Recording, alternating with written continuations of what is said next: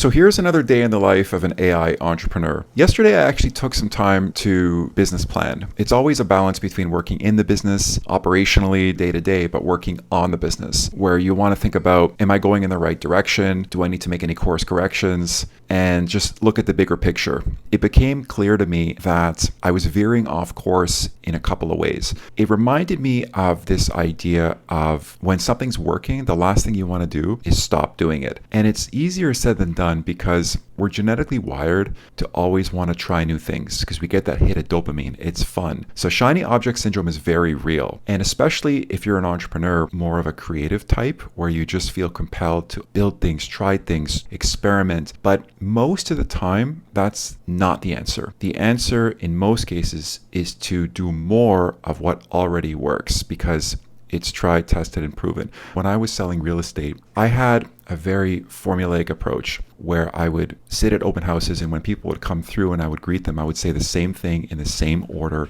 I would book appointments using the same framework. I was intentional moving them from a guest to an appointment. And then when I would meet them at the buyer consultation, I would say the same thing in the same order and actually move them into a client relationship. And then when we would get to the offer table, I would position things in the same way, in the same order, using the same framework. Then when I launched my coaching company, Future Proof Agent, I was doing webinars twice a month for 2 years. And I would say the exact same thing on every single webinar to the point of boredom and monotony. But whenever I would change because I would get restless or bored, it would always backfire and my results would be worse. Then when I would come back to baseline, things would improve again. And the same thing with Smart Close AI, my company now. I send out client case studies where I record my screen. I walk through examples of how we turn real estate leads into booked appointments. I say the same thing in the same order. I talk about the pain points, I talk about the problem we're solving, and I use the same words. It's a rinse and repeat formula. And even though it bores the heck out of me sometimes, and it's just so monotonous and repetitive, why would I stop doing what works? And it's tough because we always want to be jumping around. We always want to be doing this and doing that. We see something on social media,